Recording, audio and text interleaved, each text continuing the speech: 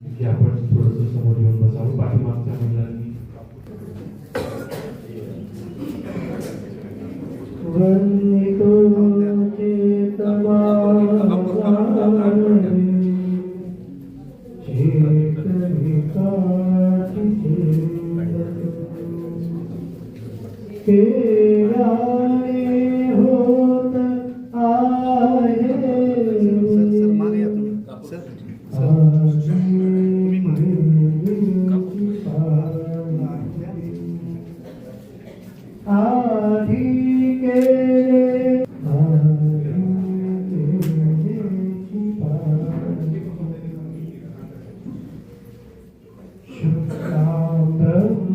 विचार सार परमा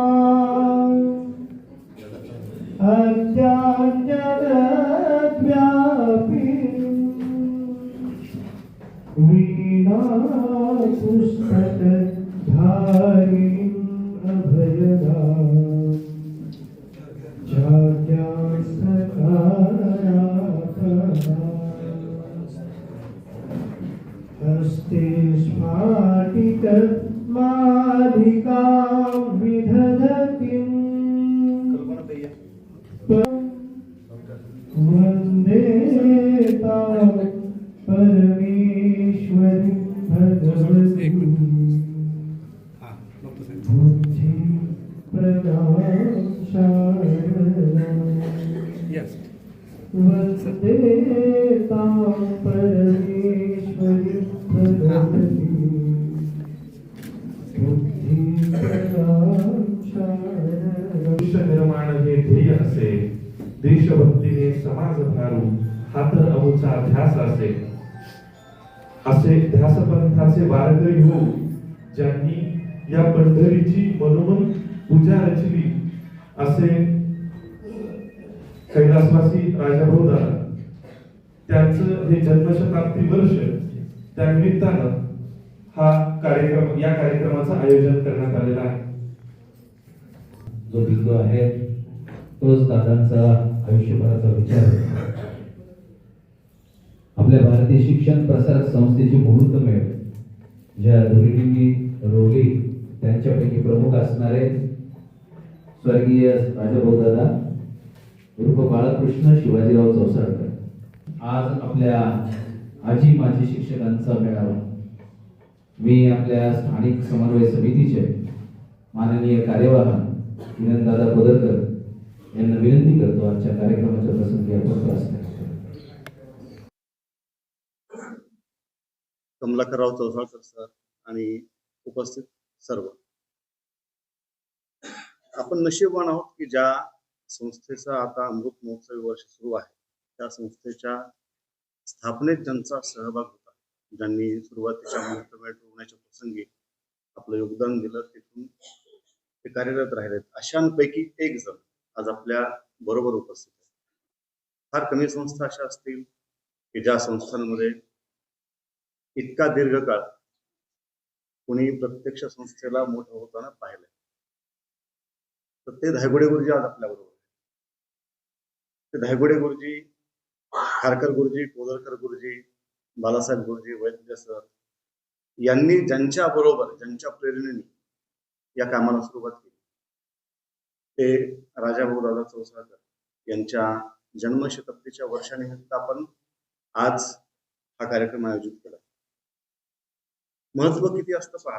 एखादी गोष्ट कोणत्या काळात सुरू झाली. आज आपण सगळे सुस्थितीत आहोत. साधारणतः 50च्या जवळपास संस्कार केंद्र वेगवेगळ्या ठिकाणी चालू आहे. 45,000 विद्यार्थी शिकतायत. 1200 ते 1300 कर्मचारी काम करतायत. अशी संस्था आपण पाहतोय. आणि या संस्थेची सुरुवात या 4-5 जणांनी कशातच काही नसताना, विचारांचा पूर्णतः विरोध असताना, म्हणजे थोडक्यात एक बॅरन लँड म्हणून आपण त्याला, नापीक जमिनीमध्ये अशा पद्धतीची मुहूर्तमेळ रोवली. आणि ही रोवणं म्हणजे खूप कष्टाचं काम. आपण हे समजू शकतो की आज सगळ्या चांगल्या गोष्टी असताना सुद्धा आपल्याला अडचणी काही वाटतातच. आपण त्याच्याबद्दल थोडीशी मनात खंत, खेद ठेवतो, व्यक्त करतो. त्या काळात, ज्या काळात कशाची शाश्वती नाहीये, फक्त विचारांना प्रामाणिक राहून कुणीतरी अशा पद्धतीची एखादी व्यवस्था निर्माण करण्याचा प्रयत्न करतो आणि त्यामध्ये ते इतके यशस्वी होतात की ती व्यवस्था खूप मोठी होते. आपल्या शिक्षणाचा प्रसार, आपल्या विचारांचा प्रसार, राष्ट्रीयत्वाचा प्रसार साधारणतः मराठवाड्यामध्ये सगळ्याच जिल्ह्यांमध्ये पसरवते यासारखी मोठी गोष्ट कोणती नाही. तर अशा या ज्या व्यक्तींनी आपल्या या विचारांच्या प्रसाराला कशातच काही नसताना सुरुवात केली, अशांचा आज जन्मशताब्दीचा हा जो दिवस आहे, वर्ष आहे, त्यामध्ये आपण सगळेजण एकत्र जमलो विचार घेऊन की शिक्षक काल, आज आणि उद्या, कालचा शिक्षक कसा होता, आजचा शिक्षक कसा आहे आणि उद्याचा शिक्षक कसा असायला पाहिजे, त्याच्यासमोरची आव्हानं काय आणि या संदर्भात आपल्याला इथं मार्गदर्शन मिळणार. त्यानिमित्ताने आपण सगळे एकत्र आलो.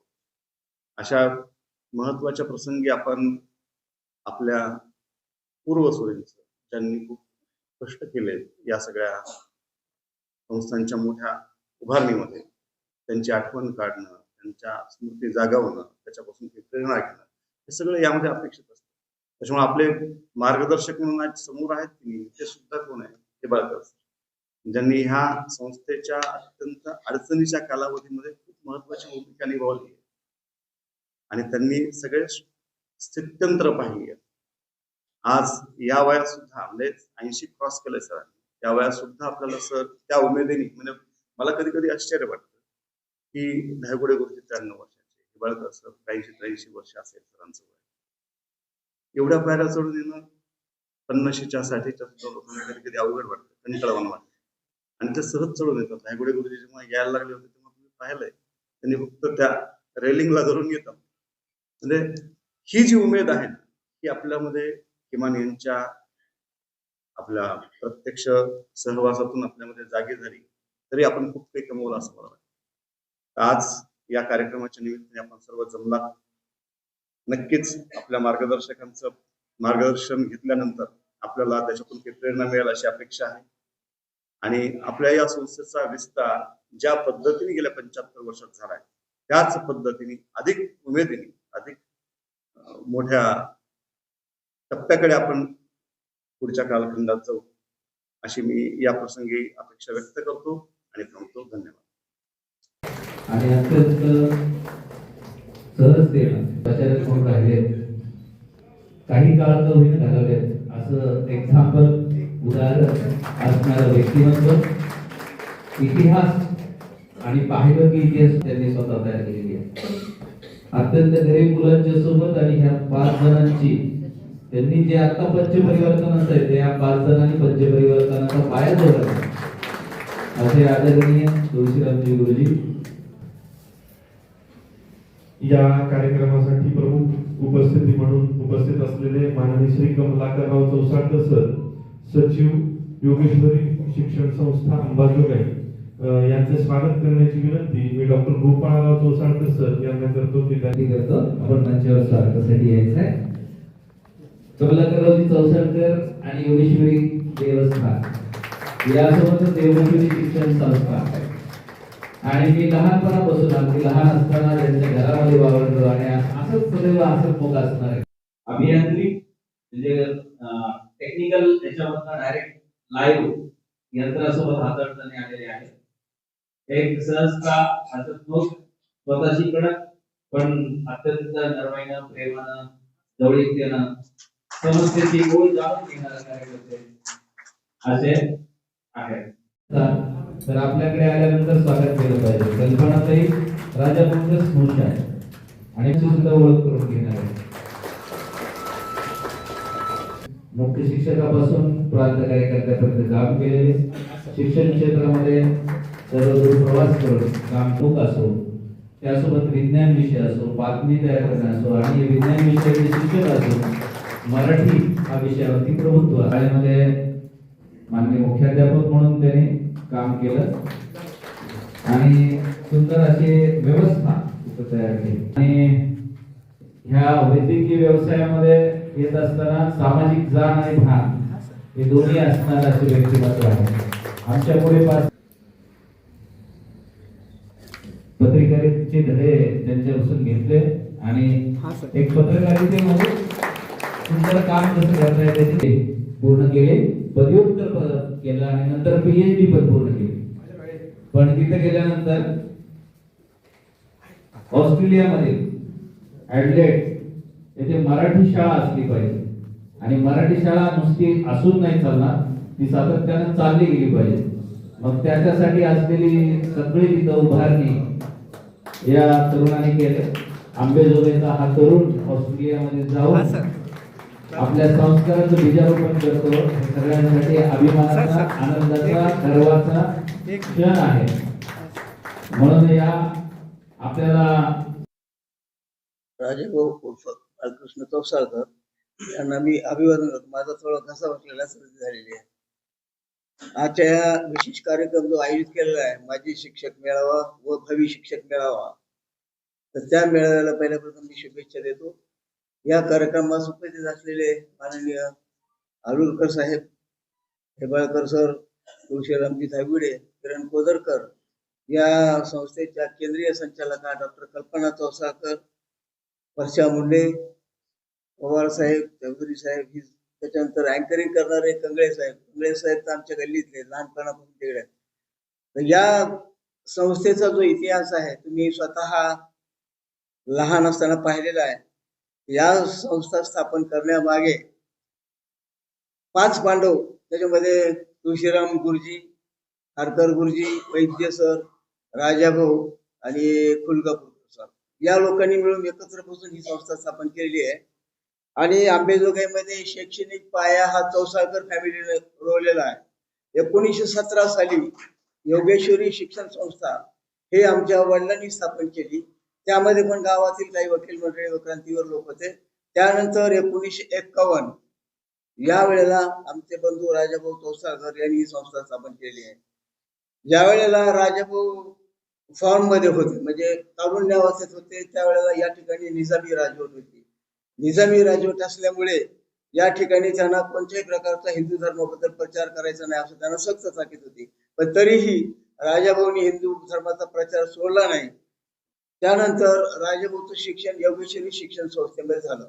त्यानंतर त्यांना तिथले विचार पटले नाही. त्या ठिकाणी बाबासाहेब परांजपे आणि स्वामी रामानंद तीर्थ हे सगळे समाजवादी विचारसरणीचे होते आणि राजाभाऊ हे प्रखर हिंदुत्ववादी होते. राजाभाऊनी या ठिकाणी कोऑपरेटिव्ह बँक काढली, सहकारी सोसायटी काढली, ग्राहक भांडार काढला. त्यानंतर या ठिकाणी खरा पाया संस्थेचा त्यांनी रोवला. संस्थेची स्वतःची जागा या ठिकाणी त्यांनी दिली आणि त्यावेळेला फक्त मातीच्या भिंती होत्या. मातीच्या भिंतीवर तट्टे टाकलेले होते त्यावेळेला आणि तुळशीराम गुरुजी स्वतः त्या ठिकाणी डोक्यावर विटाळून रचत होते सगळं.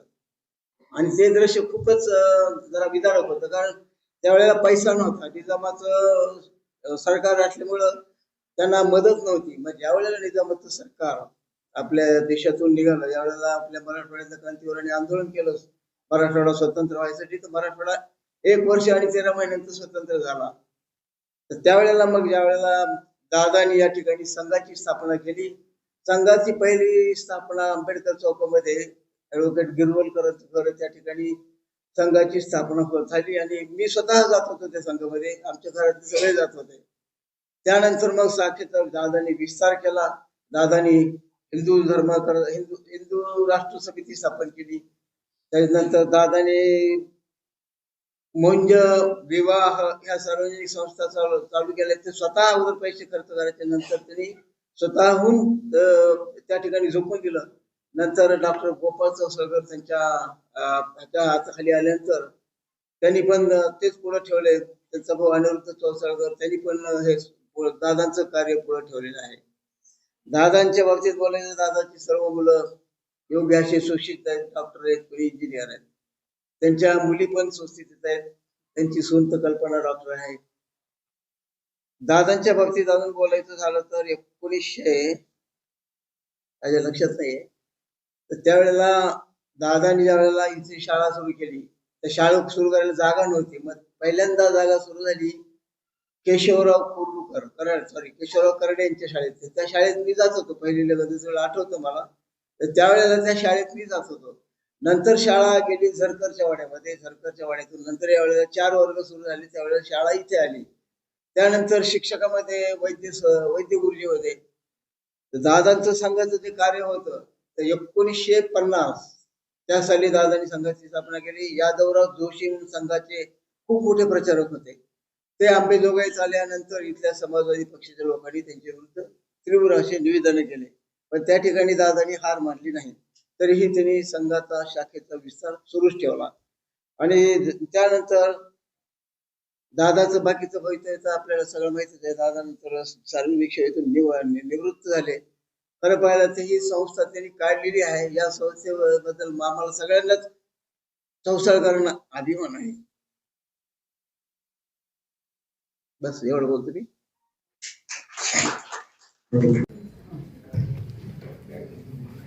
खोलेश्वर महाविद्यालय खोलेश्वर शैक्षणिक संकुलाचे अध्यक्ष डॉक्टर अतुलदादा देशपांडे यांच्या आई हा सन्मान स्वीकारत आहे, पुरस्कार स्वीकारत आहे. त्या देखील नगरसेविका होत्या.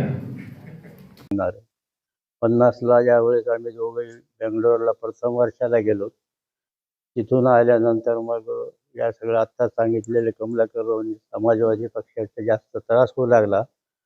मग ते राजाभाऊ आम्ही म्हणलो आता काय करायचं, ते म्हणलं आपणच संस्था काढू, काय हरकत नाही म्हणले. असं सगळं झाल्यानंतर मग संस्थेची स्थापना 28 जून 1951ला सुरुवात केली. मग त्यावेळेस आता 4थीपर्यंत एकदम पहिल्या सुरू केली. मग हे बाकीचे सगळे जे आता नावं सांगितली त्या सगळ्यांना एकत्रित करून 4थीपर्यंत एकदम सुरू केलं. मुलं मिळत नव्हती, मग इकडून तिकडून प्रत्येकाच्या घरी जाऊ मुलांची संख्या जमा केली आणि मग कशी तरी ते 4थीपर्यंत सुरू झालं. त्याच्यानंतर पुन्हा परत 7वीपर्यंत एकदम सुरू केली. मग ती पुढची ती 4 हे पुन्हा हे अशा म्हटल्यानंतर मग व्यवस्थित सगळं सुरू झालं. जागाही पहिल्या सुरू कराड्याच्या वाड्यात घेतली. ते म्हणजे भाडं आधी मला देत असाल राजेभाऊ तर मी देईन, तुम्ही भाडं नाही दिलं की मी बाप्पाकडे जाईल. बाबा म्हणजे काय हरकत नाही म्हणजे मी तुमच्या तुम्हाला तक्रार येऊ देणार नाही, भाडं तुम्हाला महिन्याच्या महिन्यात देत जाऊ. त्याप्रमाणे ते भाडं ते महिन्याच्या महिन्याला देत गेले. आणि नंतर मग ते सुरुवातीला तर काही 2-3 वर्ष पगार वगैरे काही नव्हताच कुणाला. मग त्यानंतर जे सुरू झालं ते 20-20 रुपये कसे तरी सुरू झाले. पण त्यामध्ये सुद्धा एखादा शिक्षक जर भिक्षुक करणारा असला, सत्यनारायण वगैरे करायला गेला तर त्याला त्या दिवशीची पगार दिली जात नव्हती. बाकी सगळं हे होऊन मग अशा रीतीनं सगळं काही सुरू झालं. मग 8वी-9वीचं ज्यावेळेस सुरू करायचं त्यावेळेस मात्र योगेश्वरीकडून विरोध झाला आणि मग त्यांनी हैदराबादला डेप्युटी डायरेक्टर शेंदारकर हे समाजवादीचे याचे विचारसरणीचे होते. मग त्यांच्याकडे जाऊन त्यांनी ते हे केलं. मग जे पत्र आलं दिवाळीच्या सायाच्यात किंवा तुमची शाळा बंद करा आणि 8वीचे वर्ग जे आहेत ते मुलं योगेश्वरीमध्ये पाठवा. मग राजेभाऊ म्हणजे आता काय करायचं, चला म्हणजे जाऊ आपण हैदराबादला. मग सेतू माधवराव पगडी त्यावेळेस डायरेक्टर होते. मग ते सेतू माधवराव पगडीकडे जाऊन ते हिंदुत्वनिष्ठ होते, ते समाजवादी होते. मग तिथं गेल्यानंतर त्यांनी म्हणलं तुम्ही असं कसं करतात, आमची परवानगी तरी घेत चला ना. म्हणलं व आम्हाला काही त्यातलं एवढं माहिती नाही, आम्ही नवीनच आहोत सगळे, संघाच्या ह्याच्यामधून आम्ही सगळे हे होऊन सगळं सुरू केलेलं आहे, काय हरकत नाही म्हणले. आता तुम्ही जावा, मी परवानगी देतो. मग राजभाऊ म्हणले तसं जमत नाही म्हणले, कारण ते आता त्यांचं हे असं आलेलं आहे म्हणले, तुमच्या डेप्युटी डायरेक्टर जे आहेत शेंदारकर त्यांनी हे दिलेलं आहे. मग त्याची ती प्रत त्यांना दाखवली, हसले ते. मग त्यांनी लागलीच ते दुसरं हे करून परवानगी दिली. अशा रीतीनं ते सगळं काही सुरू झालं. मग त्याच्या आधी मग राजेभाऊ अध्यक्ष मी कार्य अशा रीतीने 7-10 वर्ष गेले. त्याच्यानंतर मग मामा वगैरे सगळे हे आले. मामा हे उदगीरला होते, तिथून त्यांना आल्यानंतर मग ते सगळा विकास सुरू झाला. मामाने पुन्हा घाटला, त्याच्यामधून योगेश्वरीमधून इकडं आणलं. अशा रीतीनं संस्थेची भरभराट सुरू झाली. एवढं बोलून मी माझं थांबवतो. पूर्ण केल्यानंतर काही काळ त्यांनी मध्ये ते इंजिनियर म्हणून त्यांनी काम केलं, अभियंत्रिकी क्षेत्रात काम केलं. त्यानंतर स्वतंत्र व्यवसाय आणि सगळा सर्व एकापेक्षा एक आदरणीय असलेले महानुभाव, आत्ता ज्यांनी आपल्या संस्थेच्या हृदय आठवणी जाग्या केल्या असे धायगुडे गुरुजी,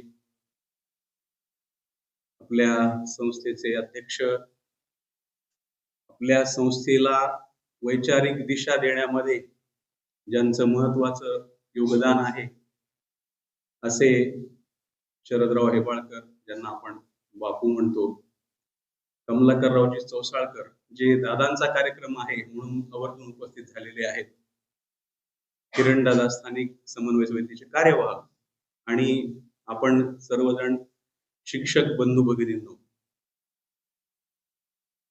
हा खर तर आपल्या एका कुटुंब प्रमुखाचा, ज्यांनी या कुटुंबाचं एका अर्थाने बीज रोवलं, त्या कुटुंब प्रमुखाचा एक स्मृती सोहळा आहे. म्हणजे तो स्मृती असल्यामुळं निर्विवाद ते आपल्यामध्ये नाहीत म्हणून आपल्याला दुःख वाटावं असं आहे, पण त्याचबरोबर त्यांनी केलेल्या कामाचा गौरवानं आपण सर्वांनी उल्लेख करावा किंवा अभिमानानं जे मिरवावं, अशा पूर्वजांची स्मृती आपल्याला प्रेरणादायी ठरावी आणि त्यातून जे पाथेय आहे, पुढे जाण्याचा जो मार्ग आहे, तो सुखकर व्हावा, यासाठी ह्या अशा कार्यक्रमांची आपण योजना करत असतो. दादांचा 100वी जयंती ही काळाच्या स्वरूपात एका व्यक्तीच्या त्याच्यातला मोठा टप्पा असला तरी 100व्या वर्षातही ती व्यक्ती लक्षात राहते, असं काहीतरी काम करून जाते. म्हणून त्यांच्या परिवारात, त्यांच्या सगळ्या अनुयायांमध्ये अशा प्रकारचा कार्यक्रम साजरा केला जातो. आता गुरुजींनी जेव्हा सांगितलं तेव्हा मला अनेक गोष्टी या संस्थेच्या संदर्भातल्या ज्या त्याला मी साक्षी होतो त्याही आठवत गेल्या. आणि काल जेव्हा अतुल दादांचा फोन आला तेव्हापासून मला दादांची सुद्धा अनेक रूप डोळ्यासमोर येत आहे. म्हणजे आग्रहाने आपल्या विचारांचा प्रचार आणि प्रसार व्हावा याच्यासाठी दर आपल्या वर्ष प्रतिपदेच्या उत्सवाच्या वेळेस ते नवीन दिनदर्शिका आणि भगवे झेंडे हे घरोघर लागले पाहिजेत आणि विश्व हिंदूची दिनदर्शिका गेली पाहिजे. याच्याकरता ज्या आग्रहीपणानं आता आपण संस्थेच्या कामात नाही पण परिवाराने जे आपल्याला काम सांगितलं आहे आणि जे आपल्या विचारांचं आहे ते किती निष्ठेनं करावं, किती पाठीमागं लागून करावं, याचा वस्तुपाठ म्हणजे दादा आहेत. अनेक प्रसंग असे आहेत की ज्यामध्ये या संस्थेच्या धोरणांना किंवा क्वचित प्रसंगी जेव्हा आर्थिक विषयांची, क्वचित प्रसंगी म्हणजे आता अलीकडच्या काळामध्ये क्वचित म्हणावं, पण तेव्हा नैमित्तिक किंवा असं नव्हतं तर नित्य अडचण असेच विषय संस्थेमध्ये असायचे. त्या काळामध्ये एक भक्कम आधार म्हणून संस्थेला ज्यांनी दिला, सगळ्या प्रकारच्या आर्थिक बाबीमध्ये तुम्ही चिंता करू नका, कुठून काही ना तरी व्यवस्था उभी राहील, असं खंबीरपणे म्हणणारा माणूस संस्थेच्या पाठीमागे लागतो. तसे दादा होते. निव्वळ शाळा सुरू करून दिली आणि पुढे काही त्याचं होणार नाही अशा पद्धतीने विचार न करता त्यांनी आपल्या आयुष्यामध्ये या पद्धतीचं संस्थेचं पाठराखण नेहमीच केली. त्याचबरोबर मनाने किती कणखर असलं पाहिजे. जेव्हा माझे वडील आजारी होते तेव्हा दादा त्यांना भेटायला आले आणि त्यांनी त्यांच्या भाषेमध्ये त्यांना सांगितलं, हे काहीतरी थोडी तक्रार करत होते, असं होतंय तसं होतंय, असा त्रास आहे तसा त्रास आहे. तेव्हा दादांनी सांगितलं, मामा गळाटून जाऊ नका, कणखरपणाने सगळ्या या गोष्टीला सामोरं जा. म्हणजे मला आजही ते मंदिरामध्ये दोघं पायऱ्या चढत असताना ते दोघं बोलत होते, तर त्यातला जो भाव आहे की कणखरपणानं राहिलं पाहिजे. तसंच स्वतःचं आयुष्य दादा आयुष्यभर त्याच कणखरपणानं जगले आणि ह्या सगळ्या स्वतःच्या आयुष्याचा किंवा आपल्याला काय करायचंय ज्याचं ध्येय स्पष्ट असतं, त्याला काय करायचं आयुष्यामध्ये याचे प्रश्न पडत नाहीत. तसे स्पष्ट ध्येय असलेले जे बोटावर मोजणे इतकी लोक असतात त्यांच्यापैकी एक दादा होते. कार्यक्रम मोठा होणार आहे, सगळेजण बोलणार आहेत, त्यामुळं विस्तार मुळे इथंच थांबतो.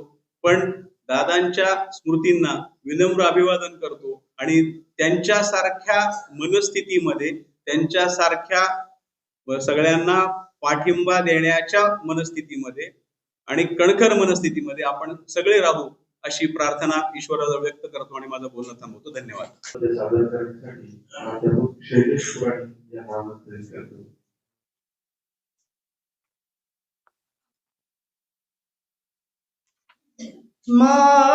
मातृमंदिर का समर्पित दीपमय, मातृमंदिर का समर्पित दीपमय,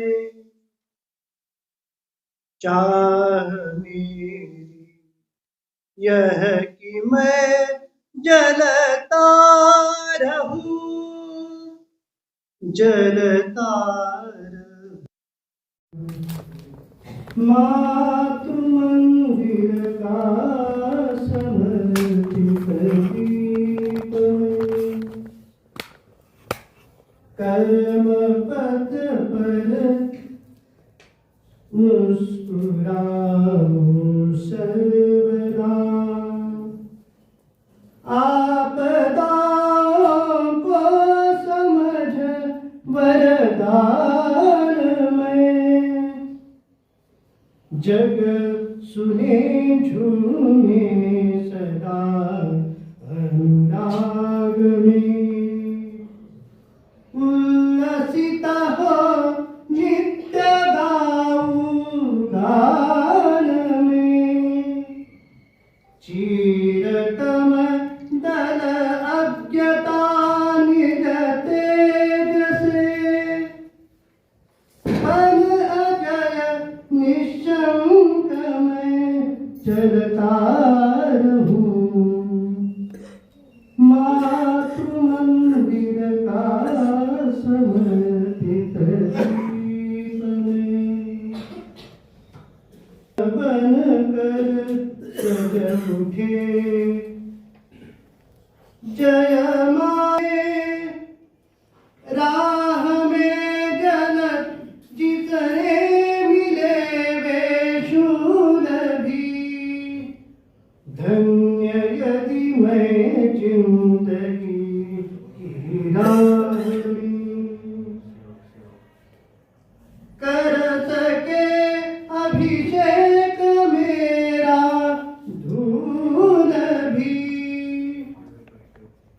क्योंकि मेरी देह मिट्टी से बनी है, क्यों न उसके प्रेम में पलता रहूं, मातृमंदिर का समर्पित दीप में। याच्यामध्ये मंचस्थ आणि मंचासमोरचे सगळे जण आले, त्यामुळे व्यक्तिगत कोणाचं नाव पुन्हा घेतलं पाहिजे अशी आवश्यकता नाही. एका खूप छान कार्यक्रमात आपण सगळेजण आहोत. काय झालंय पण जसा कार्यक्रम सुरू झाला, कार्यक्रम कोणाचा? आजी माजी शिक्षकांचा मेळावा. जसा कार्यक्रम सुरू झाला तेव्हापासून सगळ्यांच्या चेहऱ्यावर प्रचंड गंभीरता आहे. कशामुळे मला माहिती नाही. आणि शिक्षक तर हसता खेळता असं पाहिजे ना. जिथे शिक्षक उभा राहील त्याच्या भोवताली प्रसन्नता निर्माण झाली पाहिजे. आणि त्यामुळे अशा प्रकारानं एखाद्या गोष्टीमध्ये आपण जेव्हा सम्मिलित होतो, सहभाग देतो, त्यावेळेला त्या कार्यक्रमाचा जो त्याला असं म्हणतात की एखाद्या कार्यक्रमाचा पैल हा असा असतो की ज्याच्यामुळे त्या कार्यक्रमाचं वैशिष्ट्य लक्षात येतं. आता गीत झालं, चाह मेरी यह कि मैं जलता रहूं. पहिलं खडं जर नीट ऐकलं तुम्ही तर त्याच्यामध्ये जे कवीनं प्रकट केलंय मत ते नुसतं जलता रहूच नाहीये. कितीही आपदा येवोत आणि काहीही होत, उल्लसित असेन मी, उल्लसित हो गाव.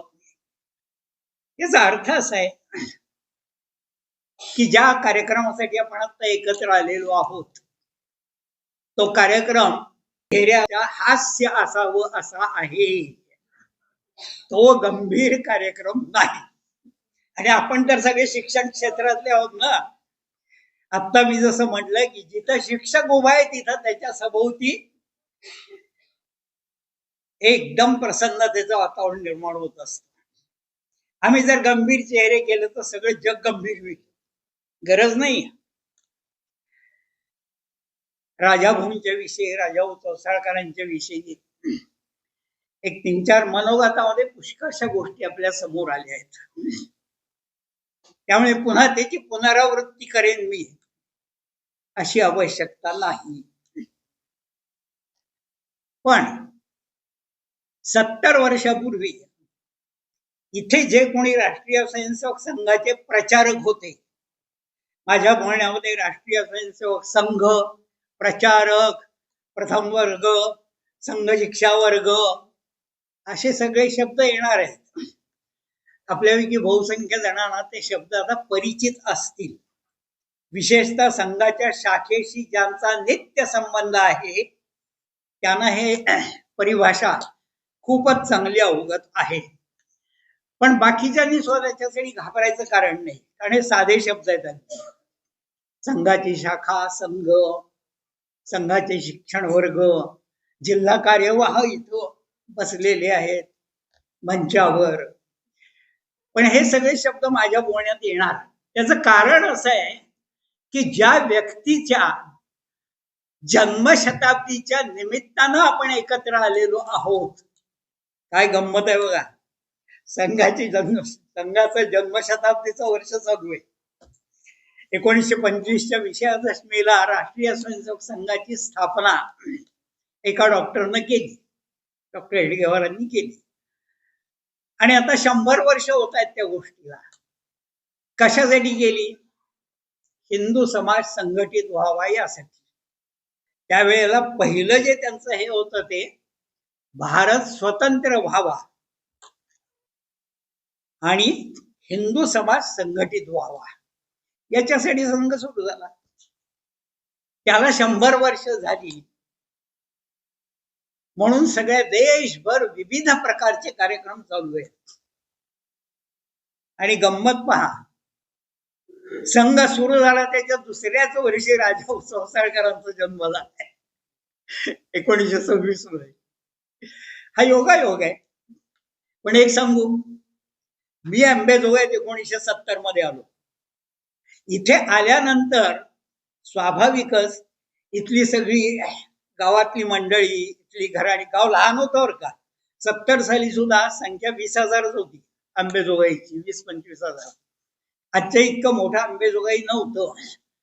पण यास मला कुतूहल होतं. पण या खोलेश्वरच्या गडीपासून ते राजाभाऊ चौसाळकरांच्या पर्यंत सगळ्या गोष्टीचं कुतूहल होतं मला. मी 70 साली इथं आलो त्यावेळेला. आणि मग माझ्या असं लक्षात आलं की खरोखरच अंबेजोगाईतली काही घराणी ग्रेट आहेत. त्यातलं एक ग्रेट घराणं म्हणजे चौसाळकरांचं घराणं. आता इथे जे चौसाळकर उपस्थित आहेत ना, ते असेच आहेत, सगळे ग्रेट आहेत. एक काय शिक्षण संस्थेचे सचिव, म्हणजे गंमत नाही आहे. ह्या सगळ्या सामाजिक कार्यामध्ये सहजपणानं सम्मिलित होऊन नवीन नवीन गोष्टी समाजासाठी उभ्या करण्याची क्षमता आणि कर्तृत्व असणारी मंडळी म्हणजे चौसाळकर घराणं. त्यामुळे बाकीच्या गोष्टी मी सांगत नाही. म्हणजे जुनी पिढी, शिवाजीराव चौसाळकर, काय घरात 100 माणसं असतील का? खरंच काय झालं नसायला. स्वतः शिवाजीराव चौसाळकर म्हणजे 7 बहिणी आणखी 4-5 भाऊ होते. पुन्हा नातेवाईक, शेतावरची गडी, अनेक मुलं शिकायला आलेली, ती घरी 100 संख्या असेल ना. 100 संख्येचं कुटुंब सांभाळणारं घराणं असं म्हटलं तर. त्यामुळे एका अर्थानं मी जे म्हटलं ग्रेट हा जो शब्द वापरला तो या सगळ्या संदर्भामध्ये वापरला. ज्या वेळेला राजाभाऊ स्वतः हे शिकत असतील, सगळ्यांच्या बरोबर काही ना काही विचार विनिमय करत असतील, तेव्हापासूनच त्यांचा संबंध आला तो हिंदुत्वनिष्ठ विचारांशी आला. आणि त्यातून पुन्हा त्यावेळेला जे संघाचे प्रचारक होते निरनिराळे किंवा दत्तोपंत वैद्यांच्या सारखे संघ कार्यकर्ते होते, अशा सगळ्यांच्यामुळं स्वाभाविकपणे ते राष्ट्रीय स्वयंसेवक संघाचे स्वयंसेवक आपोआपच झाले. किंवा मी असं म्हणेन की ज्या वेळेला पोलीस ऍक्शन झाली, पोलीस ऍक्शनच्या पूर्वी तर आपल्या सगळ्यांना माहितीच आहे, मराठवाडा होता निजाम स्टेटमध्ये. निजाम स्टेटमध्ये असलेल्या मराठवाड्याला स्वातंत्र्य मिळालेलं नव्हतं, मग ते पोलीस ऍक्शन नंतर मिळालं. आणि महाराष्ट्रात तो नव्हताच, कर्नाटकात होता, कारण निजाम स्टेट आहे ना इकडं. त्यामुळे संबंध सगळा कर्नाटकाशी प्रामुख्यानं. राष्ट्रीय स्वयंसेवक संघाच्या दृष्टीनं सुद्धा अंबेजोगाईचा संबंध कर्नाटकाशी होता. संघामध्ये एक प्रशिक्षण वर्ग असतो महिन्याभराचा, त्याला संघ शिक्षा वर्ग असं म्हटलं जातं. आता हे संघ शिक्षा वर्ग प्रांतशः अनेक होत असतात, एका प्रांतातही अनेक होत असतात. त्यात बौद्धिक आणि शारीरिक दोन्ही गोष्टींचं प्रशिक्षण असतं. झालं काय, 1950 मध्ये, कारण पहिली बंदी संघावर आली गांधीजींच्या हत्येचं निमित्त करून, राष्ट्रीय स्वयंसेवक संघाला पूर्णपणे संपवण्यासाठी म्हणून राष्ट्रीय स्वयंसेवक संघावर बंदी घातली होती. त्यावेळेस जवाहरलाल नेहरू होते. नंतर जेव्हा बंदी आली तेव्हा त्यांची कन्या होती इंदिरा गांधी, दुसऱ्या बंदीच्या वेळेला. पण एकूण त्यावेळेला बंदी असल्यामुळे संघाच्या शाखा बंद होत्या.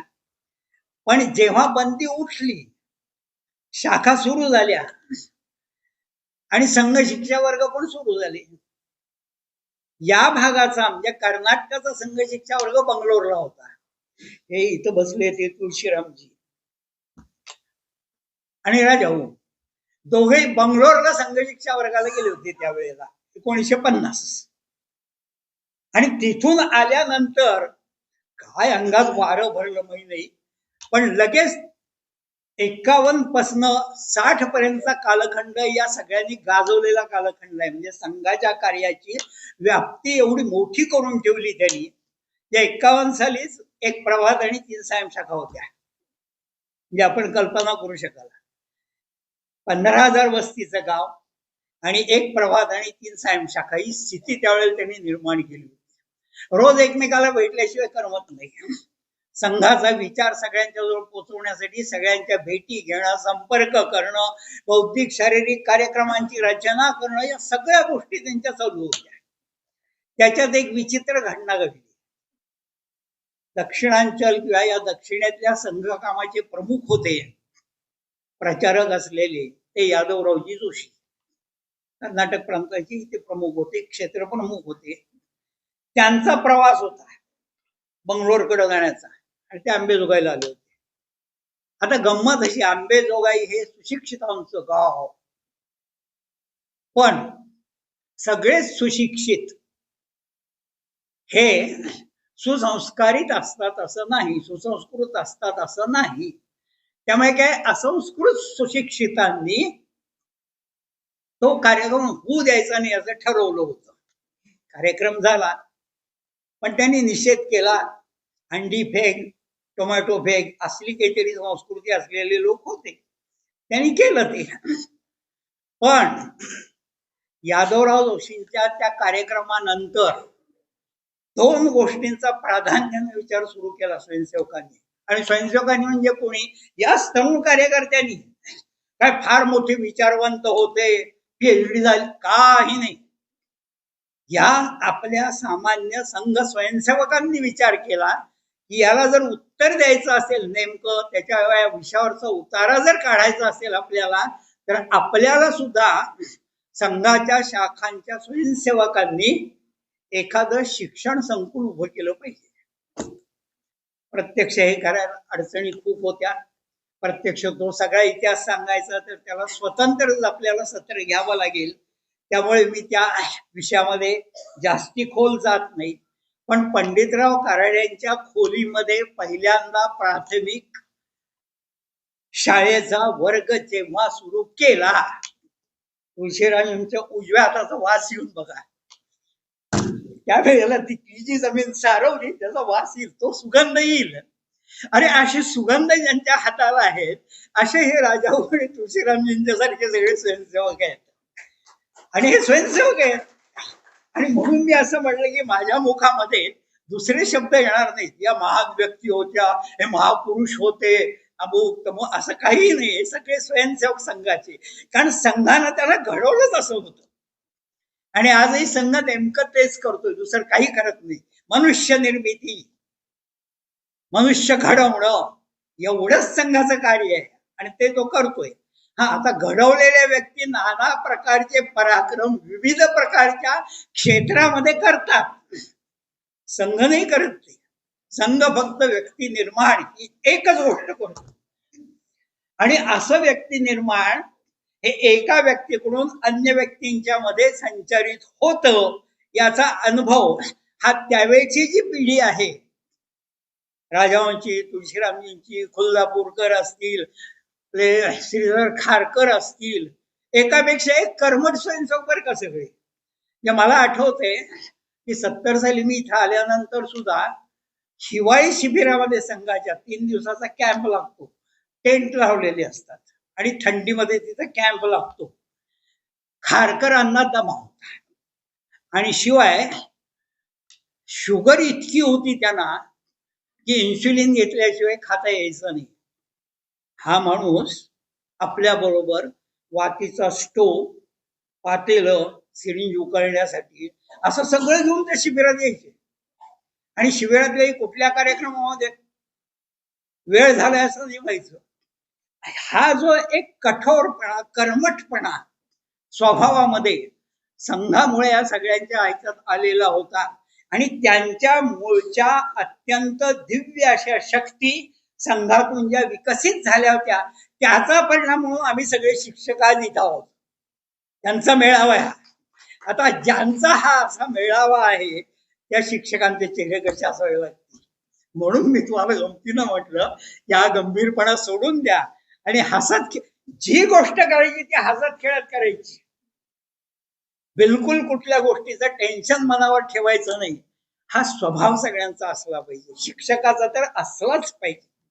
अर्थात आता हा असा मेळावा असला तरी अन्य गोष्टींच्या विषयी बोलायचं अशी कल्पना नाही, तेवढा वेळ पण आपल्या जवळ आता नाहीये.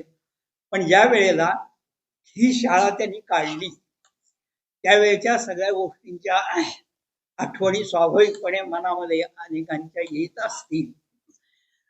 विशेषतः अमृत महोत्सवाच्या वेळेला जे राजांची 75 ज्या वेळेला साजरी केली त्यावेळेला दीपस्तंभ नावाची एक छोटी पुस्तिका काढलेली आहे. फार सुंदर आहे, अप्रतिम आहे. त्यात अनेकांचे लेख आहेत. तुळशीरामजींचा लेख आहे, अविनाश जोशींचा लेख आहे. म्हणजे त्यांनी मुलाखती घेऊन त्याच्यावर तयार केलेला, लेखन केलेला लेख आहे. काही नातेवाईकांचेही लेख आहेत. अवश्य आपण तो पाहावा. आपल्याला खूप गोष्टींचं त्यावेळेच्या सगळ्या सहजपणानं कौतुक वाटेल अशी ती सगळी पुस्तिका तयार झालेली आहे. त्यामुळे राजाभाऊंच्या या सगळ्या जीवनात काय नव्हते होते, संघाचे कार्यकर्ते होते, विश्व हिंदू परिषदेची जबाबदारी होती, जनसंघाचे शहराध्यक्ष पण एकदा होते. कोणीही आलं ना अंबेजोगाई आणि नवीन एखादं क्षेत्र असलं तर जाईल कुठे, राजाभाऊ साळकरांच्याकडे जायचं. आणि त्यांनी कधी नाही म्हणायचंच नाही कुठल्या गोष्टीला. ही एक संघातली गंमत आहे. स्वयंसेवक अधिकाऱ्यांनी एखादी गोष्ट सांगितली की नाही म्हणतच नाही, अपेक्षितच नाही ना नाही म्हणणं. तुला हे करायचंय, संपलं. अधिकारी एवढंच बोलणार. त्याचं एक छान उदाहरण सांगू का तुम्हाला? माझंच उदाहरण देतो नाही. मी होतो संघाचा प्रचारक. कुठे होतो? नाशिक जिल्ह्यात. अंबेजोगाई मला माहित नव्हती फारशी. पण जेव्हा प्रचारक म्हणून थांबायचं आणि आता व्यवहारी जगामध्ये गृहस्थ आश्रमामध्ये प्रवेश करायचा तर आता नोकरी नव्हती ना, कारण मी LIC चांगली नोकरी सोडून गेलो होतो प्रचारक, आणि पुन्हा 4 वर्षानंतर ना शिक्षण ना नोकरी, मॅट्रिकच झालेलो होतो. त्या काळात मॅट्रिकला 55% मार्क असले की कुठेही छान नोकरी मिळायची. 60 साली मॅट्रिक झालो तेव्हा.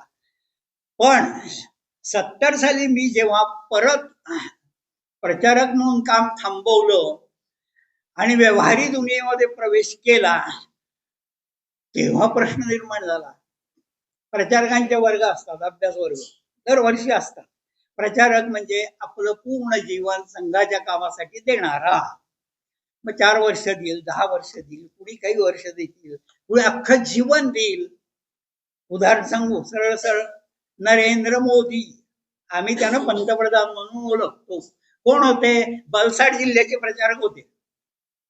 आणि आजही मुख्य प्रधानमंत्री हा शब्द काढून टाकला की तिचे स्वयंसेवक किंवा प्रचारक हा शब्द येईल, कारण ते प्रचारकच आहेत. त्या अर्थानं आत्ता प्रचारक असताना सुद्धा एक दैव म्हणून त्यांच्यावर जी जबाबदारी आली ती जबाबदारी ते पार पाडतायत. आहेत संघाचे स्वयंसेवक आणि प्रचारक. ही जी मानसिकता संघाच्या स्वयंसेवकांची असते ती या संघाच्या शाखेतनं घडते. आणि त्यामुळे स्वाभाविकपणानं या अंबेजोगाईमध्ये अशी मानसिकता असलेली एक टोळी त्या कालखंडात त्यांनी उभी केली. संघाचं कार्य वाढवलं आणि त्याच्याबरोबर ठरवलं की शिक्षण क्षेत्रामध्ये आपण पाय रोवायचे. आणि अत्यंत बिकट, खरं सांगायचं म्हणजे असंभव असलेली गोष्ट त्यांनी त्यावेळेला केली आहे. त्यातला त्यांनी जो उल्लेख केला ना, हैदराबाद स्टेट असल्यामुळे हैदराबादला जाऊन 8वीची परवानगी आणायची होती. आणि गाठ कोणाशी होती? सेतू माधवराव पगडींशी. सेतू माधवराव पगडींच्या भोवती कोंडाळं कोणाचं होतं? त्या स्टेट मधलं सगळं ते होतं निजामशाहीचं. अशा स्थितीमध्ये त्यांनी जाऊन तिथून परवानगी आणली. हा पराक्रम थोडा नाहीये, छोटा नाहीये. लिहिताना एका वाक्यात 2 वाक्यात आपण लिहून टाकू, प्रत्यक्ष त्या कालखंडात त्यांनी केलेला हा पराक्रमच आहे. अशा सगळ्या पराक्रमी कार्यकर्त्यांनी, स्वयंसेवकांनी ही भारतीय शिक्षण प्रसारक संस्था जी आज दिसते ती उभी केलेली आहे. म्हणजे आता हे टोक आणि ते टोक, आता याच्या मधल्या काळामधली जी गॅप आहे सगळी ती भरायची असेल तर अख्खं 3-4 दिवसाचं सत्र घ्यावं लागेल. त्याच्यामध्ये उसत नाही आता.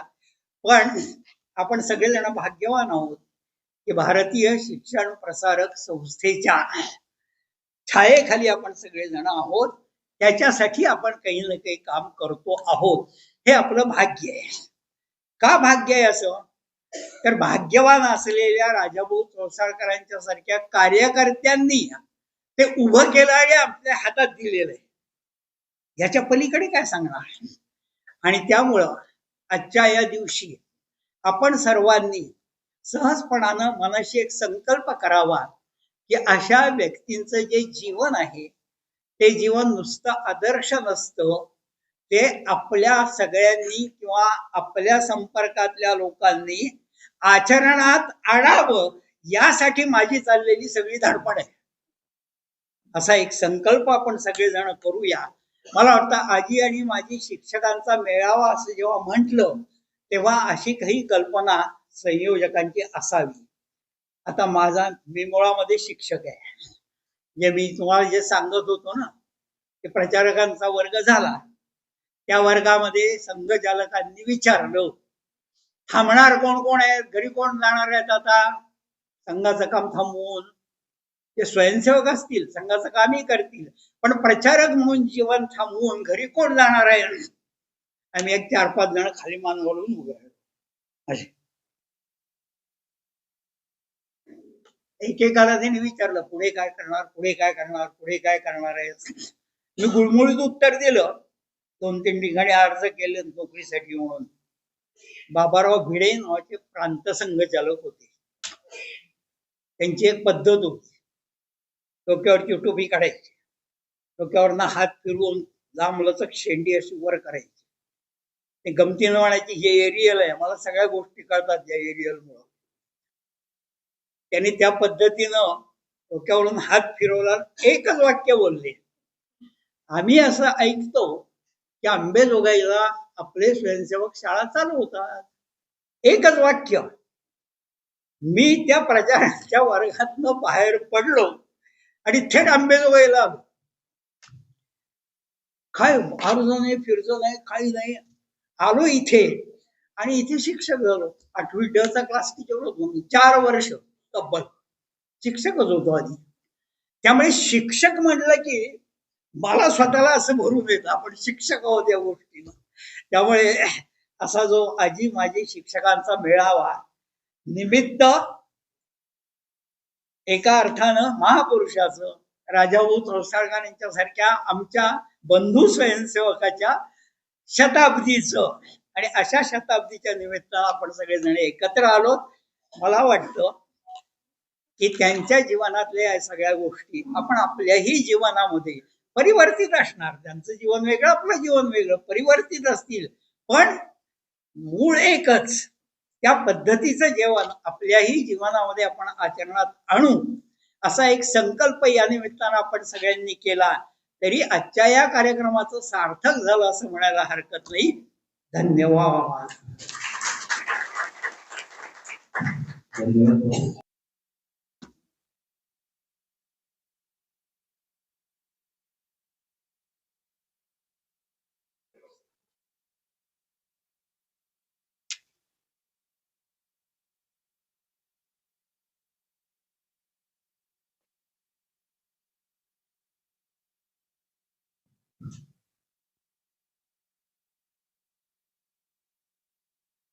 अत्यंत पवित्र अशा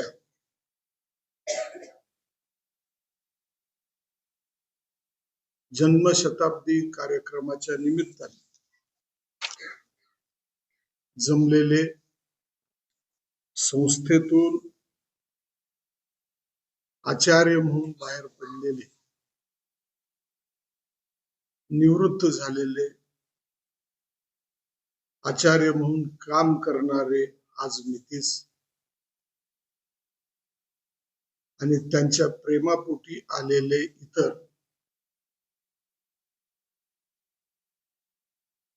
कार्यक्रमाचे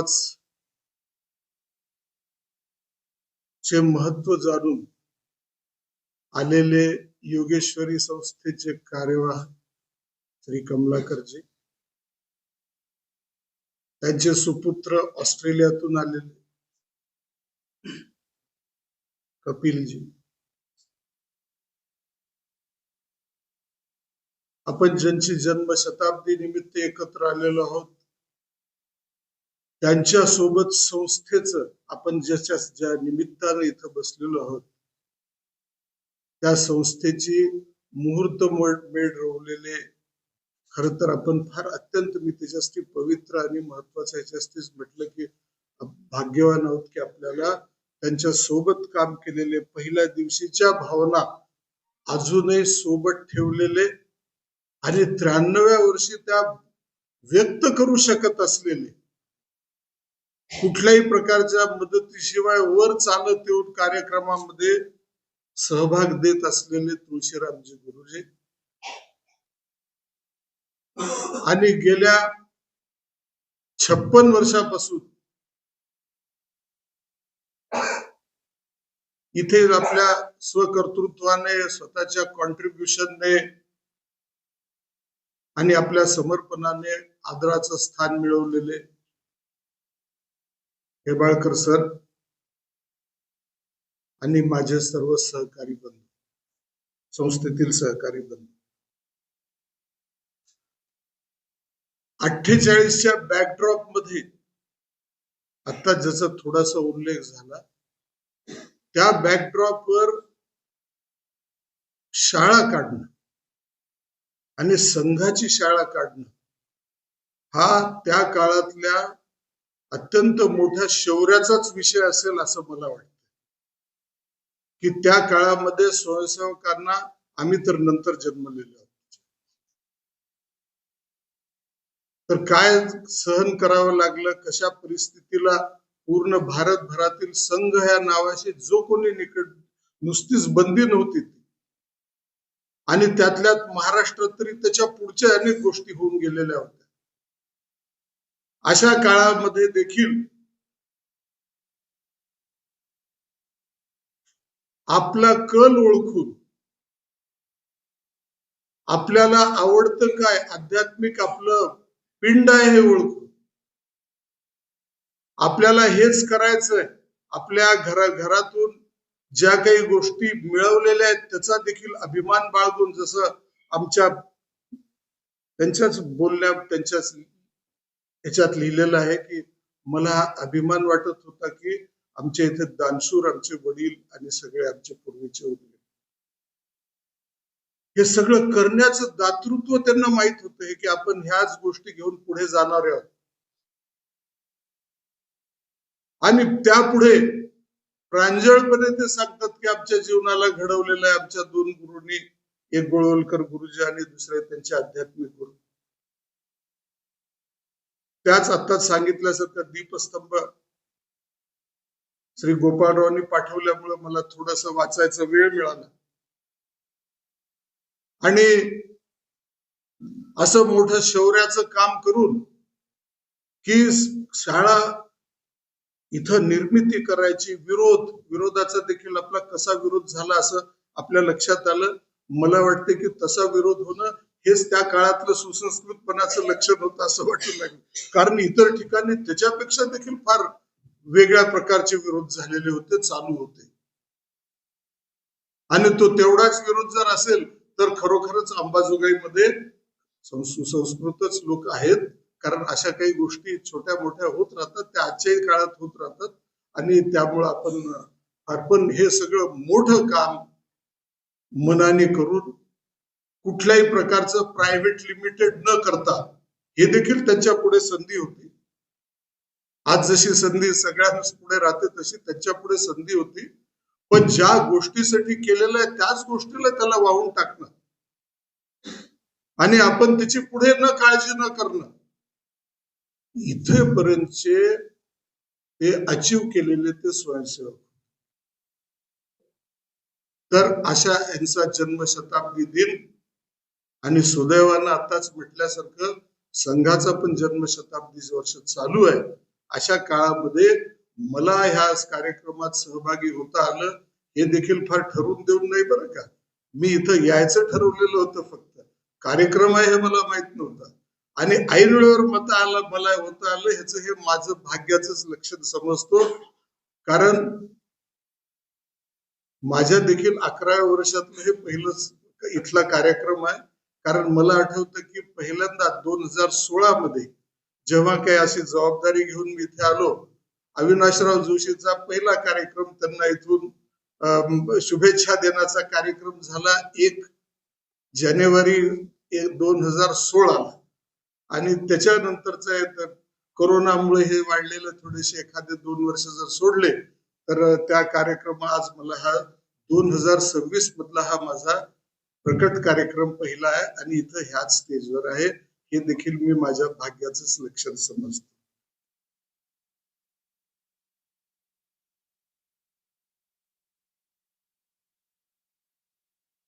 खरं मी म्हटलं आताच की आपल्याला आपण ज्या सगळ्या ह्याचे फॉलोअर, खर तर जिथं जिथं आध्यात्मिकता राहत नाही तिथं तिथं फक्त शून्य वास करत. हा आता जगाचा देखील अनुभव येऊ लागलेला आहे. आध्यात्मिकता जर कुठं जर नाही तिथं शेवटी मग काही शेवटपर्यंत तुम्ही मग कुठलेही काम करा, कुठले समाजोपयोगी जरी काम आपलं केल्याचं आपण खूप जरी समाधान जरी मानून घेतलं तर शेवटी जे राहतं ते सगळं आपल्या ह्याच्यामध्ये भकासपणा, शून्यपणा हाच राहतो. हे जाणून घेऊन आपण सगळे चालणारे आहोत. आपल्याला हे शिकवल्या गेलेलं आहे की देव कधीच दिसणार नाही. किती जरी तुम्ही हे जरी केलात, देव फक्त कुठल्या तरी स्वरूपात तुम्हाला पाहावं लागतो. आपल्या डेडिकेशनवर देव जसा आपलं राहील तसा देव दिसतो. पण आपल्या ह्याने शास्त्राने सांगून ठेवलेलं आहे की देव आपल्याला 4 गोष्टीत पाहता येतो. त्यातली पहिली गोष्ट आहे मातृदेवो भव, पितृदेवो भव, आचार्य देवो भव आणि अतिथी देवो. त्याच्यात पाचवा शब्द नाही कुठलाही.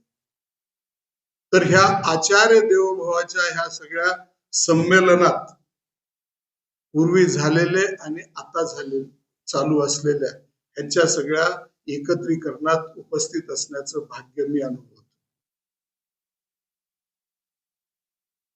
मला खात्री आहे की हा जो चान्स मिळालेला आहे की आपल्यामध्ये देवत्व पाहावं, आपल्या संपर्कात आलेल्याने ही संधी आपल्या सगळ्यांना मिळालेली आहे. इथे जे उपस्थित आहेत, जे आता सेवानिवृत्त झाले, त्यांनी ती संधी खूप अनुभवलेली आहे.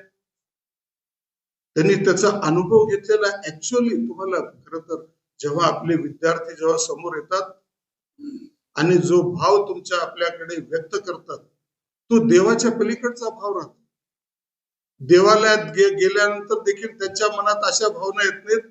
तशा भावना ज्या आचार्याच्या मुळे तुम्ही घडलो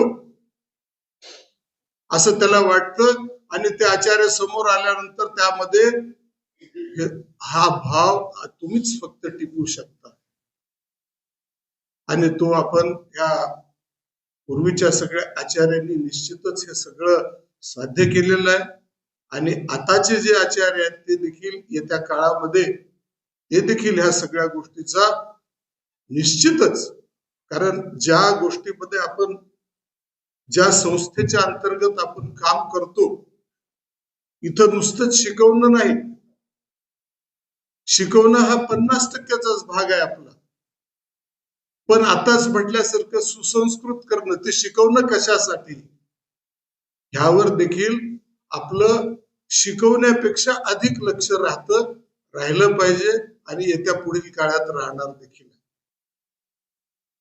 आणि हेच आपण ठेवून करत आहोत. हीच आपली आयडेंटिटी आहे आणि तेच आपण गर्वाने आणि अभिमानाने, गर्वाने नाही अभिमानाने आपण इतरत्र सांगतो. आपण नाही सांगितलं असेल तरी आपण जे आतापर्यंत जे काही 1951 नंतर ज्या झालेल्या गोष्टी आहेत त्या गोष्टी सर्व समाजाला माहित आहे. आपण जे जे करतो सगळ्यांचं लक्ष राहतं, अरे हे करतायत का नाही. सुसंस्कृतपणा त्यांच्यातून आताच सर म्हटले होते की आनंदी राहणं हे देखील एक फार सुसंस्कृतपणाच लक्षण आहे. आणि आपण जे देत राहतो सुसंस्कृतपणा आपल्यातून जो प्रसार होत राहतो, व्हायब्रेशन्स निघत राहतात आणि हे व्हायब्रेशन देखील आपल्या विद्यार्थ्यापर्यंत पोचले का नाही हे देखील आपण पाहत राहतो. आणि आपलं हेच हे आहे वैशिष्ट्य आहे की सुसंस्कृत विद्यार्थी करतो, हेच आपल्या भारतीय शिक्षण प्रसारक संस्थेचं USP आहे. शिकणं, मार्क घेणं या तर सगळ्या गोष्टी इतर सगळ्या शिक्षण केंद्रात होतात. आणि ह्या गोष्टीवर आपण कधीही आपलं त्यातून आपली दृष्टी आपण बाहेर जाऊ देत नाही. सुदैवानं दादांचं जन्मशताब्दी आणि संघ जन्मशताब्दी ही ओव्हरलॅप झालेली आहे. आज आता दादाची जन्मशताब्दी सुरू झालेली आहे, असंच आहे ना, बरोबर आहे ना. आणि संघाची जन्मशताब्दी चालू आहे. तसं दादा ज्या सगळ्या त्यांच्या दादाच्या शेवटी कृतज्ञता व्यक्त करण्यामध्ये त्यांचं सर्वे भवन्तु सुखिनः सर्वे सन्तु निरामया हेच थांबून त्यांनी ते म्हटलेलं आहे की सगळ्यासाठी आपण जे म्हणतो आपल्याला जे वेदाने शिकवलेलं आहे तेच करण्यासाठी म्हणून त्यांनी जे शेवटचे त्यांचे असे शब्द देखील तेच आहेत की जे जे त्यांनी केलेलं आहे ते सर्वांसाठी, सर्वांना सुख लाभावं ह्यासाठी. ह्या ह्याच्यामध्ये सर्व म्हणजे सर्वच, मग ते सर्व प्राणी मात्र चल अचल ह्या सगळ्याचाच विषय राहतो. असं एवढ्या मोठ्या व्यक्तीच्या जन्मशताब्दी वर्षामध्ये भारतीय शिक्षण प्रसारक संस्थेचे अंगभूत घटक म्हणून आपण आपली ही जबाबदारी राहते की जे त्यांनी व्रत म्हणून जन्मभर पाळलं आणि नुसतंच पाळलं नाही तर त्यासाठीच काम करत होते. आपण सगळेजण तेच काम पुढे चालू ठेवणं, अधिक प्रखरपणे करणं, अधिक प्रभावीपणे करणं. ह्या जन्मशताब्दी संघाच्याही वर्षामध्ये संघ ज्या गोष्टीसाठी म्हणजेच पर्यायानं राजाभाऊंना ज्या प्रिय गोष्टी होत्या त्याच आपण करत राहणं. पंचपरिवर्तन हा भाग घेऊन संघ निघालेला आहे की नुसतंच आता हिंदू संघटन त्याच्या पुढे जाऊन कशा प्रकारचं संघटन, कशा प्रकारची सोसायटी, कशा प्रकारचा समाज आपल्याला निर्माण करायचं आपण सगळेजण सुज्ञ आहात. आपल्यापर्यंत हा विषय ऑलरेडी आलेला आहे. त्या पंचपरिवर्तनाच्या दिशेनं येत्या काळामध्ये आपल्यापर्यंत अजून देखील संघ माध्यमातून येतील. राजाभाऊंना प्रिय असलेल्या विषयाच्या माध्यमातून आपल्यापर्यंत स्वयंसेवक येतील. आपणही स्वयंसेवक आहोत. आपण आपल्या परीनं त्या पंचपरिवर्तनात स्वतःमध्ये परिवर्तन अगोदर, कारण हेच आपण जन्मभर करत आलेला की आपण स्वतःमध्ये अगोदर परिवर्तन, कारण ते आपल्या स्वतःमध्ये परिवर्तन करेपर्यंत आपल्याला इतरांना सांगायचा अधिकारही मिळत नाही आणि कोणी ऐकत पण नाही. आपण स्वतः तसे परिवर्तन करण्यासाठी आपण सज्ज राहूया आणि ह्या दोन्ही शताब्दी वर्षाचं आपण खूप प्रमाणात जे आपल्यावर आलेली जबाबदारी आहे ती हसत हसत कुठल्याही प्रकारचं फार मोठं डोक्यावर प्रेशर न घेता सहज भावाने आपण हे पूर्ण करूया आणि आपण ते पूर्ण करण्यात यशस्वी व्हावं. आपण सगळे आपल्या इच्छा पूर्ण व्हाव्यात. ईश्वर ह्याच जयंती निमित्त अशाच प्रकारची आपल्याला श्रद्धांजली वाहण्यासाठी आपल्याला ईश्वर आपल्यावर प्रसन्न हो एवढी मी प्रार्थना करून माझे समारोप थांबवतो. धन्यवाद. आजचा हा कार्यक्रम अतिशय हृदयस्पर्शी येत आहे. माझ्या भावना अशा खूप अशा ओथंबलेल्या आहेत. आज अतिशय प्रेमानं दादांच्या जन्मशताब्दीच्या निमित्तानं संस्थेनं हा कार्यक्रम आयोजित केला. याबद्दल मी अतुल दादा, किरण दादा, संस्था साहेब या सर्वांचे खूप आभार मानतो. 2000 साली दादाची अमृत महोत्सव 75 साजरा केली. संध्याताई गद्रे हेबाळकर यांनी पुढाकार घेऊन संघाच्या वतीने पत्रिका छापून घेतलेला असा तो कार्यक्रम होता. त्यावेळेस बापूंनी दादावर लेखला होता उग्रप्रती स्वयंसेवक घाट सरांनी दिला होता. मामा काही कारणाने तेव्हा आजारी होते, सुरुवातीचा लेख त्यांचा राहिला होता. तर असा हा कौटुंबिक आणि आपला भावना प्रधान कार्यक्रम आज इथं संस्थेने आयोजित केला. त्याबद्दल मी सर्वांचे आभार मानतो. दादांचे सहकारी धायगुडे गुरुजी हे मला वडिलांसारखेच अतिशय माहीत आहे. मी आज लहानपणापासून आम्ही त्यांच्या अंगाखांद्यावर खेळलो. मला आठवतं 1970च्या आधीची गोष्ट असेल. मी 7-8 वर्षात असेल. माझ्या मोठी बहीण जी डॉक्टर आष्टेकर लातूरची आहे त्यांची आई अक्का ती टायफॉइड आजारी होती. तिला दवाखान्यात न्यायचं होतं. तेव्हा दवाखाने फार कमी आणि टायफॉइड वगैरे फार गंभीर आजार असायचे, सगळे केस असायचे. तिची बहीण लातूरची खूप अतिशय सुंदर बरं आहे. तेव्हा रिक्षेने बैलगाड्यातून नेणं अवघड असायचं. तो तुम्हाला जैन गेलीतून धायगुडे गुरुजींनी स्वतः खांद्यावर माझ्या बहिणीला घेतलं. बरोबर आमचे दादा, नुकतीच आमची आई वारलेली होती. पण असे परिवारातले असे वाळकर सर काय, मित्रेबाई त्यांच्या विशेष काय, धायगुडे गुरुजी काय, हे सर्व आमचा परिवार आहे. 1966ला माझी आई गेली आणि त्यानंतर दादांचा आणि गोळवगर गुरुजींचा पत्रव्यवहार झाला. पत्रवरून श्री गुरुजी पुस्तकामध्ये त्याचा उल्लेख आहे. दादांनी गुरुजींना कळवलं की असं मला कौटुंबिक अडचणी आल्या, शैक्षणिक कार्यात आहे, पण मला आता काय करावं. आम्ही 8 जण बहीण भाऊ. घरच आमचं खूप मोठं होतं. आमच्या घरामध्ये आमच्या वडिलांना बहीण भावांना 13 होते. येणारे जाणारे खूप असायचे. उदाहरणार्थ इथं जे S L Deshmukh, P L Deshmukh वगैरे आहेत, कळमोग असे बघा शिक्षण नसायचं. शिक्षणासाठी आमच्या घरी खूप असे विद्यार्थी राहिलेले सगळे असायचे. पण तरीही स्वतः जबाबदारीने लक्ष देणं दादांना आवश्यक होतं, म्हणून गुरुजीने त्यांना परवानगी दिली की तू आता सामाजिक कार्यातून थोडे थांब, कुटुंबाकडे लक्ष दे, असं आहे. मग दादा संस्थेच्या कार्यातून बाजूला झाले. संस्थेचा विस्तार आहे त्या काळात खूप झाला. उदगीर वगैरे सगळ्या मजरगाव आहे, उदगीर आहे, लातूरची शाखा पण निघाली होती. मोठा व्याप होता आणि संघा दादांची सदिच्छेप्रमाणे असं मोठं काम त्या ठिकाणी झालं. बघून आम्हाला आमच्या परिवाराला खूप भरून येते की दादांची जे स्वप्न होतं ते स्वप्न आज ह्या रूपाने साकार झालं आहे. बापू कार्यवाह होते 1995च्या वेळेस. त्या काळात आपल्या संस्थेचा विस्तार खूप झाला. एकंदर मराठवाड्यात धर्माबाद पासून ते संभाजीनगर पर्यंत आपल्या शाखा निघाल्या. बापूंनी वैयक्तिक घरोघर जाऊन फिरून आलोटकर सर सुद्धा आहेत त्याच्याकडे संपर्काने त्यांनी अशा अनेक संस्था आपल्याकडे सम्मिलित केल्या आणि आपली संस्था आज ह्या अवस्थेत आहे की जी आज आपण पाहतो की 30,000 विद्यार्थी आपल्याकडे आहेत. एवढा मोठा डोलारा त्या लावलेल्या एका रोपाचं आपण पाहतो की किती मोठा आज त्या ठिकाणी झाला आहे. आणि इतकं होऊ नये आपले आपण सगळे एक जीवानं राहतो. आपले स्वयंसेवक मातृशक्ती अतिशय कणखर आणि मजबूत असल्यामुळे आज सगळेजण विपिन दादा, किरण दादा हे माझ्या लहान भावासारखे आहेत. विपिन दादाच्या बहिणी माझ्या बहिणी क्लासमेट, धाट सरांची मुलगी माझी लहानी बहीण क्लासमेट, असं सगळे एका घरात वातावरण असायचं. वालवडकर गुरुजी देशपांडे गेले राहायचे, त्यांच्या बहिणीचं नाव रोहिणी, माझ्या बहिणीचं रोहिणी बरोबर, विजयराव माझ्यापेक्षा लहान होते. असे सगळ्यांचे कौटुंबिक संबंध असायचे गल्लीत. अविनाशराव जोशींचे आजोबा दररोज दुपारी आमच्या आजोबांना भेटायला यायचे. नारायणराव जोशी आणि आमचे शिवाजीराव चौसाळकर ही असे ठराविक लोक, प्रतिष्ठित लोक होते त्या काळातले. त्यांची अशी आत्मीयता असायची आणि संघाच्या प्रेरणेतून स्थापन झालेली संस्था.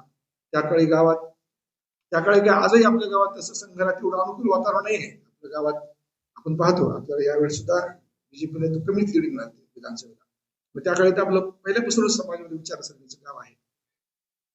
आमचे आजोबा तत्कालीन सगळं काँग्रेसमध्येच होतं, म्हणजे जरी स्वातंत्र्याचं वार म्हणजे काँग्रेसचं वार असं होतं त्यावेळी. पण दादा हिंदुत्ववादी विचारायचे असल्यामुळे त्यांनी ते स्वतः शाळा काढली.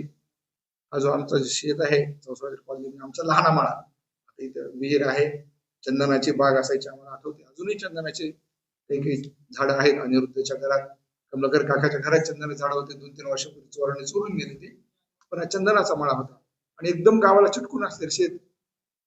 दादांना शाळेला जायचे म्हणजे त्यावेळी थोडं घरातून विरोध झाला.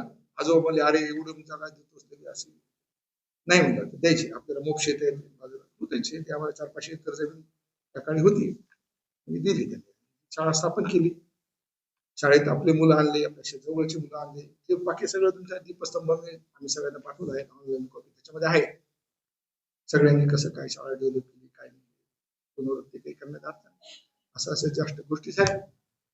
तर दादाच्या अमृत महोत्सवात मीच आभार मानले होते आणि बापूस हे होते, ते आभाराचं सुद्धा दीपस्तंभामध्ये आहे. त्याच योगायोग आहे, त्याच भावना आमच्या आहेत. त्या काळी मी नुकताच कोलेश्वर कॉलेजमध्ये नुकताच जॉईन झालो. घाट सर वगैरे प्राचार्य होते त्या, तेव्हा असं आम्ही तेव्हाच्या तुटपुंजा साधन सामुग्रीत तो कार्यक्रम सादर केला. संघाचं मुख्य योगदान होतं, म्हणजे संघाने स्वतः पत्रिका छापून केलेला कार्यक्रम अमृत महोत्सव हा बापूंच्या प्रेरणेने झाला. असं आता इतर कोणाची जास्त झाली नाही. बापूंचे मोठा अमृत महोत्सव झाला, म्हणजे भागवत आले असं मोठं. दादा काही म्हणजे एवढे मोठे स्वयंसेवक नव्हते बापू एवढे, त्यांचं कार्य अंगणापुरतं सीमित होतं. पण नंतर त्यांनी जबाबदारी खूप घेतल्या. जेव्हा ते संघ कार्यातून थांबले व 10-12 वर्ष आम्ही मोठे होईपर्यंत घराकडे लक्ष दिलं आणि नंतर त्यांनी पुन्हा भारतीय किसान संघ इथं आला. मला आठवतं आमच्या घरी इथं अनिल होळ समुद्रकर प्राध्यापक होते. अनिल होळ समुद्रकर मामाने घेऊन आले त्यांना आणि अजून काही 2-3 वर्ष किसान संघाचं काम करायचं. दादा म्हणजे ठीक आहे, किसान संघाचं विश्व हिंदू परिषदेचं काम उभारणं दादाने केलं. पुन्हा भारतीय जनसंघाचं कार्य होतं. मला आठवतं आमच्या लहानपणी जनसंघाचा दिवा घरोघरी लावा असे बॅनर आम्ही घेऊन पळत असतो. उमेदवार मिळत होते भाजपला जनसंघाला. मदनराव काकडे म्हणून उमेदवार होते 66 ला विधानसभेची, ती थोडीशी दूर वाटत. तेव्हा आमच्या समोर लोणीकरांचं घर होते, जागीरदारांचं, ते काँग्रेसचं घर, सुंदरराव सोळंकीचं हेड ऑफिस आणि आमचा भडगलीतला वाडा म्हणजे जनसंघाचा. आपली पॉवर खूप कमी असायची, पण निष्ठेने लढत राहिलो तर उमेदवार मिळायचे नाहीत. नगरपालिका तर आम्ही सगळं आमच्या शेतातले सगळीकडे उभा करायचे, त्या वॉर्डातून त्या वॉर्डातून, कारण दुसरे उमेदवार नसायचे, पण ते पक्ष टिकवायचे. तर त्याचे फळ आता आपल्याला मिळत आहेत. ते आताच्या यांना लोक मान्य आहे की त्या प्रतिकूल काळात पक्ष आणि संघ तर काय जिवंत राहायला म्हणताय, संघ तर वाढणारे खूप आहे, ते समाजाला गरज सगळं आहे, आणि पक्षाची पण सगळ्या जगानं मोदींची गरज मान्य. तर अशा ह्या कुटुंबात मी जन्म घेतला, याचा मला खूप अभिमान आहे. संस्थेनेही मला कल्पनाला सेवेची संधी दिली, याबद्दल संस्थेचे पण खूप आभार मानतो मी. आजच्या या कार्यक्रमाच्या निमित्तानं सगळे माझे मित्र समोर येत आहेत. मुडेगावकर सर भटगलीत आमच्या शेजारी राहायचे, दादांचं दर्शन घ्यायला दररोज यायचे. खूप दादांची सेवा मुडेगावकर सरांनी केली आहे. खडके सर, मुडेगावकर सर दादांचे अतिशय जवळचे मित्र, मित्रासारखं वागून. अविनाश जोशी आहेत, त्यातले अजय चौधरी आहेत. अजय चौधरी आमच्या घरी आले की मला भेटत नाहीत, आधी जायचे दोघं जण, दादाच्या पाया पडणार, दादाशी बोलणार, तुला काय पुन्हा बघू म्हणायचे. असे सगळे मित्र परिवार आमचा आहे. सर्वांचे मी आभार मानतो. या ठिकाणी पण तुम्ही सर्वजण आला, अध्यक्ष साहेब आले, हैगुडे गुरुजींना मी परवा दिवशी कल्पना दिली. हा कार्यक्रम कसं म्हणलं तर गडबडीत ठरला, 2 दिवसातच बापूंना आणि परवा दिवशी प्रभात शाखेवर दोघांना थोडी कल्पना दिली. बापूंना थोडं जास्त सांगितलं होतं, पण हैगुडे गुरुजींना म्हणते की तुम्हाला थोडं बोलायचं. ते म्हणले काय बोलू, म्हणजे तुम्हाला जे आठवतं ते बोला, एक कंस, बाकी काही बोलू नका, एक कंस बोला, बाकीचं बापू वगैरे आहे तसं बोलतो. माझ्या भावाचा सत्कार केला याबद्दल मी तुमचा सर्वांचा संयोजकाचा आभार आहे. माझा लहान भाऊ कपिल वेटरनरी मध्ये तो उच्च विद्या विभूषित आहे. जेव्हा बर्ड फ्लूची साथ आली त्याला सर्वप्रथम तुर्कस्तान मधल्या संशोधनासाठी बोलवलं, तिथल्या संशोधनावर ऑस्ट्रेलियात बोलवलं. इतक्या लहान वयाच्या 30 मध्ये त्याचा ऑस्ट्रेलियाच्या संसदेमध्ये सत्कार झाला पंतप्रधानांनी. त्याचा खूप अभिमान आहे.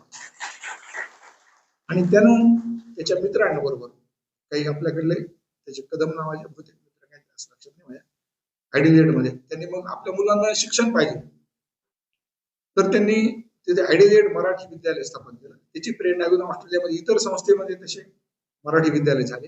त्याला ऑस्ट्रेलियन सरकारने जागा दिल्या आणि ते फक्त शनिवार रविवारी विद्यालय असतं, एरवी त्यांचं ऑस्ट्रेलियन शिक्षण असतं आणि शिकवतात हेच मुलं. हे शिक्षक आहेत, कपिल आहे, कपिलचे बायको लीना आहे, हे सगळे शिक्षक आहेत. आणि तुम्ही 4 वर्ष घातले, इतके उत्सव आपल्यापेक्षा जोरात उत्सव साजरा. मुंबईहून त्यांनी गणपती नेला मोठा, 20-25 फूट गणपती मुंबईहून नेला. तो स्क्रून फिट करतात, पुन्हा ठेवतात. बाकी जे घरावर गणपती बसवतात ते सगळे स्वतः तयार करतात. त्यासाठी ते 1-2 महिने आधी तयारी करतात, क्ले मागून गणपती करणे, सगळे उत्सव साजरे करतात. दिवाळी आहे, भारतीय ड्रेस घालतात, नाट्यगीत सगळे आपले भावगीतांच्या स्पर्धा होतात. कपिलचा मुलगा इतके छान नाट्यगीत होतो. आता ते 2 भाऊ बोलायला आम्हाला काहीच कळत नाही, इंग्लिश मध्ये बोलतात, ऑस्ट्रेलियन इंग्लिश, पण तिथं जाऊन त्यांची संस्कृती जपली. याचा पण आम्हाला सत्कार केला, त्याबद्दल मी सगळे आभार मानतो. दुसरा सत्कार सुचिता माझ्या भावाची मुलगी आहे, भावाची मुलगी आहे सुचिता. अतुलचं लग्न मी जमलं आता काकू समोर आहे. सुचिताचा सत्कार आपण केला, आपल्या परिवारातल्या कन्येचा सत्कार संयोजकांनी केला. याबद्दल आंबेडकर परिवाराच्या वतीने पण आभार मानतो. आज या कार्यक्रमासाठी आपले सर्व केंद्रीय कार्यकारिणी सदस्य, सर्व संस्कार केंद्राचे प्रमुख, शालेय समितीचे सर्व मुख्याध्यापक, शिक्षक वृंद, माझे जुने सहकारी, माझे प्राचार्य पत्की सर स्वतः इथे आलेले आहेत, पाठक सर आहेत, दराडे गुरुजी आहेत, मातेकर आहेत, अजय चौधरी आहेत, अविनाशराव जोशी आहेत. वेळ कमी असल्यामुळे खूप जणांना निरोप देता आला नाही, ग्रुपवर टाकणं आणि काही फोन शिक्षकांनी वगैरे केले. कुमार काल मला भेटली बाजारात, मी त्यांचा खांदा दाबला, त्यांचं समजलं काय प्रेझेंट आहेत कुमार. सर्वांचे मी आभार मानतो. त्या अल्प टाइम मध्ये कार्यक्रम ठरला. आज 11 वाजता मी दोघांना सांगितलं सूत्रसंचलनाचं, त्यांनी केलं. त्या शिल्ड तयारीचं काम तर 5 वाजेपर्यंत तयार झालं नव्हतं. शेखर देशपांडे आणि मनोज पांडे हे दोघं त्या दुकानात बसून होते. अजून ते नाव टाकायचं राहील, नाव यायची, नाव टाकून त्याची तुम्हाला घरपोच दिल्या जाते. असं सर्वांनी एक दिलाने काम केलं. महाविद्यालय आहे, प्राथमिक आहे, माध्यमिक आहे, सर्वांनी दायित्व सगळ्यांनी काम करले. जास्त वेळ नव्हता तरी या सर्वांचे मी आभार मानतो. अजून कोणाचे आभार राहिले असेल तर क्षमस्व मोरे आमचे मित्र सतीश मोरे आहेत. सर्वांचे आभार मानतो. हो. आमचे सहकारी अविनाश मुडेगावकर, उन्मेष मातेकर, पत्रकार बंधू अविनाश जोशी, हे दर्पण दिनाच्या त्यांना पत्रकारांना सर्व श्री सतीश मोरे पण पत्रकार आहेत. त्यांचं मोठं आंबेडकर चॅनल आहे. आपले विद्यार्थी आहेत. आणि मी जो माझा दवाखाना जिथं आहे तिथं ते राहत होत्या. गाव सतीशराव तो मी पुन्हा घेतला विकत. बडगल्ली त्यांनी चौसाळकरांचा वाडा घेतला. बडगल्ली जे राहतात ते चौसाळकरांचा वाडा, त्यांच्या वाड्यात मी राहतो. असे संबंध आहे. सर्वांचे खूप खूप आभार. या कार्यक्रमानंतर खाली चहा पाण्याची व्यवस्था माध्यमिक विभागाने केलेली आहे. सर्वांनी